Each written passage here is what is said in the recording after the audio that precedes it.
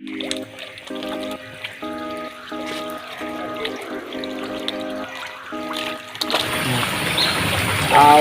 sih keponakan yang ngasih referensi, dan adik kelas saya waktu SMP itu juga mereferensikan pindah koi aja Mas Koirul, apalagi sumber mata airnya bersih terus tanpa filter, itu makanya kita ganti ke koi, Pak.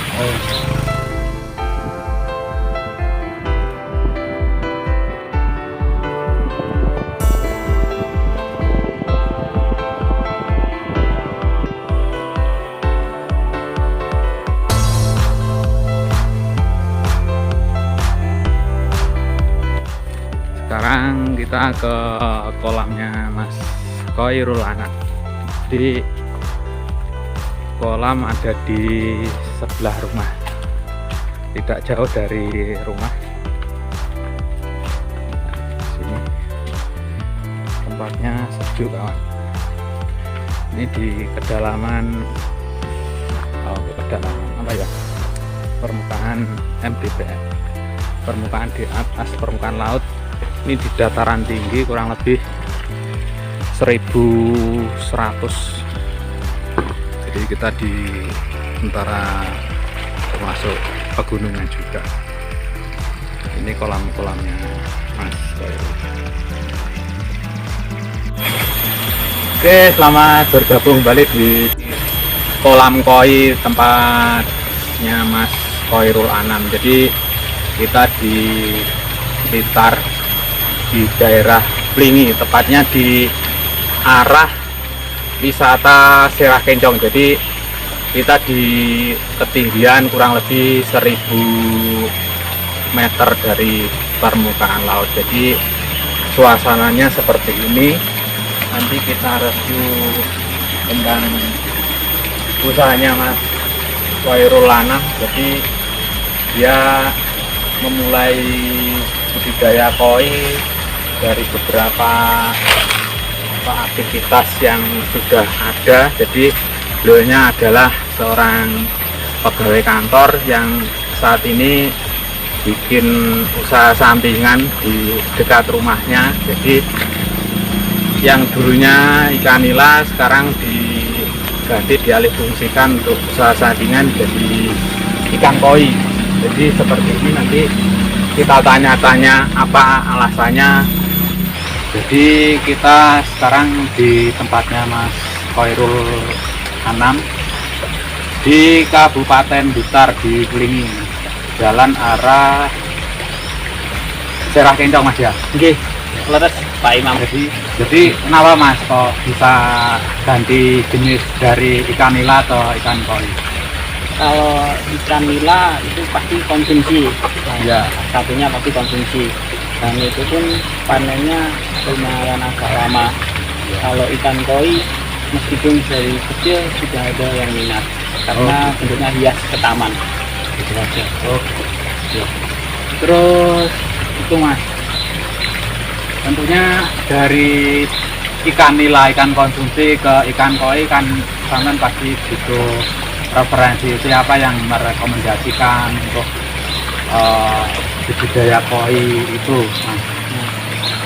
awalnya sih keponakan yang ngasih referensi, dan adik kelas saya waktu SMP itu juga mereferensikan pindah koi aja Mas Koirul, apalagi sumber mata airnya bersih terus tanpa filter, itu makanya kita ganti ke koi, Pak.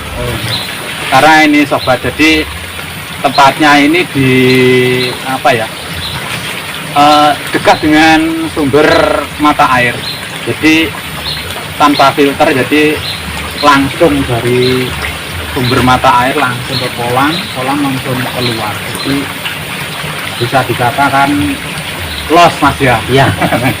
Jadi seperti ini sobat, los. Nggak pakai listrik, jadi tanpa listrik, jadi dari sumber itu tadi langsung ke kolam, dan menggunakan diameter berapa Mas ini? Ini Pipa yang dari sumber ini. Ini pakai 2 tim yang Kelas D. ya kelasnya yang paling bagus D. D. Oh itu. Jadi ini luas kisaran berapa mas? Ini kalau lebar kalau mesinnya lebarnya sekitar 5 meter, panjangnya 10, kurang lebihnya begitu. Jadi 5 kali 10 ya lumayan lah untuk skala rumahan. Nanti untuk rumahan lumayan lah. Iya, dengan kapasitas paling sekitar 120-an ekor. Target nanti panen atau ngangkat ukuran berapa mas? Targetnya saya ukuran 30 sampai 35 aja. Mungkin bulan 6 paling sudah sampai kita panen. Tadi saya lihat ikannya warnanya itu bagus, jadi mungkin itu salah satu keistimewaan dari mata air langsung. Jadi ini di ketinggian kurang lebih 1000 meter dari permukaan laut, jadi termasuk di dataran tinggi. Jadi kayaknya sangat bagus dan menggunakan pakan apa mas yang saat ini kalian pakai? Kalau referensi ponakan itu pakai Harmoni. Soalnya harganya mudah terjangkau dan di desa pun ada. Oh, di gitu. dekat desa ada, termasuk itu. Iya. Jadi mudah didapat lah. Iya. Jadi karena kita ini masih apa ya, termasuk daerah pinggir, jadi petani atau masyarakat umum tuh dia sangat mempertimbangkan juga untuk mengakses untuk mendapatkan pakan. Jadi beliaunya dapat rekomendasi dari temannya atau ponakan yang sudah berbudidaya koi sudah lama, jadi dia menggunakan Harmoni. Jadi alasan itu tadi mas ya, Iya, murah, mudah, terjangkau. sobat. Jadi seperti itu. Dan hasilnya pun bagus. Nah, jadi tadi kita lihat warnanya itu bagus. Untuk target panen nanti bulan berapa mas? Bulan 6. Bulan 6 ya? Ya, bulan 6. Kalau gasnya sudah mencukupi, ya kita jual aja. Nah, keuntungan dari apa namanya sumber mata air di pegunungan, jadi salah satunya di kita ini iklimnya itu sangat cocok. Jadi sobat, iklimnya di sini termasuk bisa dikatakan sejuk mas ya? Ya, betul. Ya. Terik mataharinya munculnya mulai jam 8 ke atas, berarti sekitar 70% ya. 70%. Ya. Jadi untuk pertumbuhannya bagus. Dengan itu tadi kembali di pakan Harmoni sobat. Jadi pakan Harmoni itu mudah didapat, terjangkau dan murah.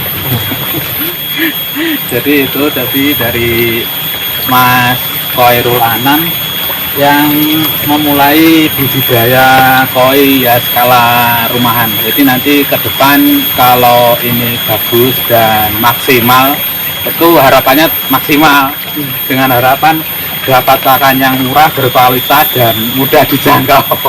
Ya. Nanti pengembangannya bikin kolam lagi. Intinya nanti kalau mau bikin kolam lagi nanti tak semen ya lah. Tak semen lah yang pinggirnya.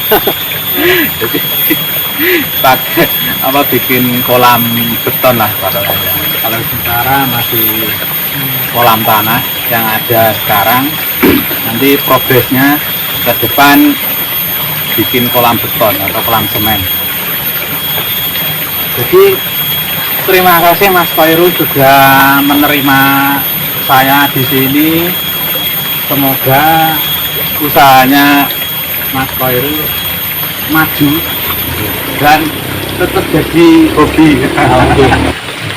Jadi seperti sobat, jadi review apa ya, kita di tempatnya Mas Khoirul Anam.